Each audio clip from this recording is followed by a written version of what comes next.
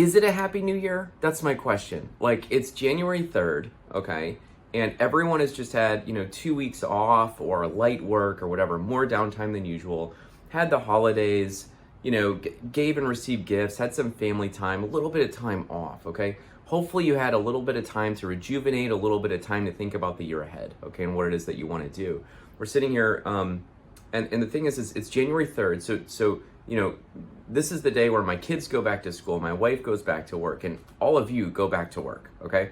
And the thing is that, like, if you just look at like the employee engagement, right, over what's happening in the United States, I mean, we know that people they're not engaged in their jobs. They don't like their job. They don't love their jobs, but by and large, okay?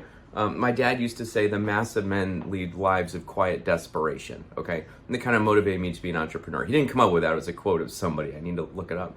But the point is so many of us realize when we come back into the new year, it's like, oh, we're going to get in shape. We're going to do all these things. But here's the thing. You have a job. And if you want, to have an engaged role, an engaged career, if you want to be able to build assets and, lead people and create things and just like, create profits, for yourself and your company and your family and all the rest of it, you're not going to do it in a job. It just isn't going to happen, okay? Or I should say almost all the time, all right?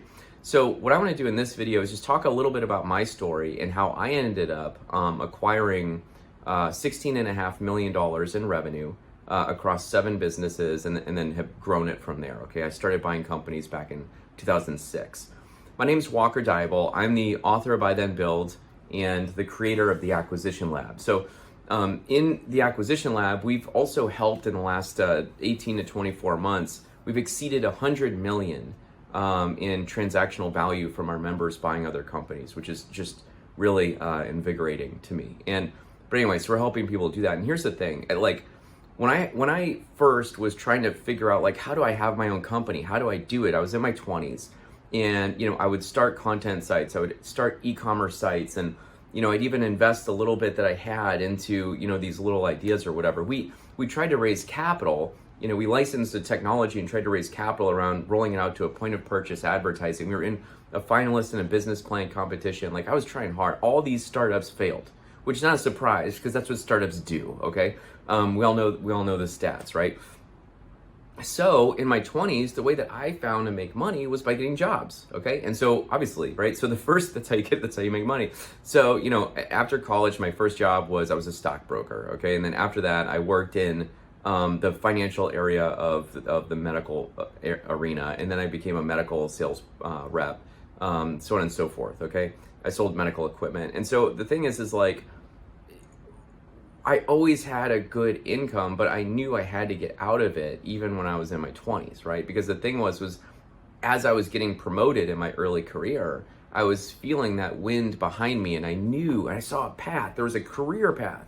And it was like, just work hard and do well and make sure your clients and your boss are happy and, keep going and we'll get to that next thing where I can make more money, okay? But the thing was I realized, so my goal, I remember that last job I had, I was a medical sales rep, and my goal was to be number 1 in sales in the country, okay? Obviously it came with the most money, but I wanted to achieve what was possible in my role. That was it. It wasn't even competitive against anyone else. It was just sort of like, how good can I do in this role?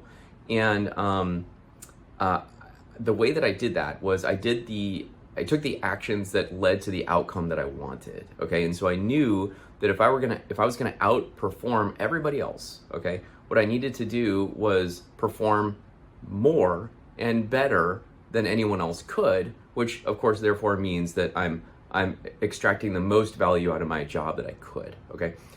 So I remember this one time, I was done, at the hospital or whatever. I went back to my car and I sat down and I looked up and there was a medical building and there was a light still on. And it was 5 o'clock, I want to say, right? So St. Louis, winter, dark out, there's a light on, medical building. I'm like, okay, I'm tired. It's been an exceptionally long day. My wife is expecting me home. I don't remember, did we have a kid at that point? I think we had a child at that point, and it was one of these where, I was sort of needed and expected, okay?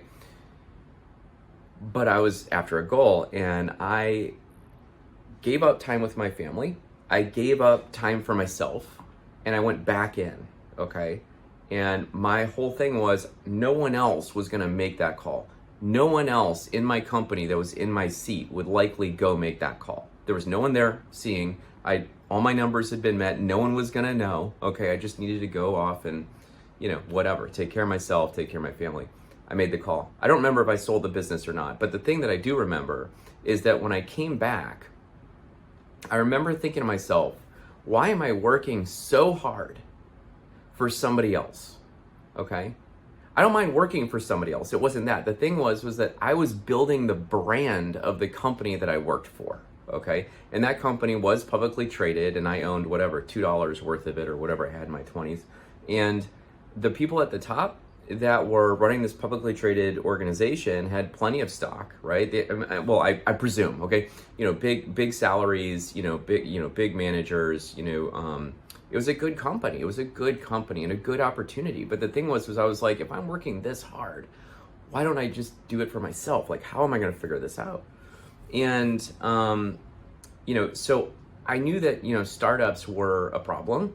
And that's where everyone was looking, right? I mean, this was like, 2000 to 2004 to 2006, right? I mean, we were still like startup mode, like Silicon Valley was hot, all the rest of it. I'm in St. Louis.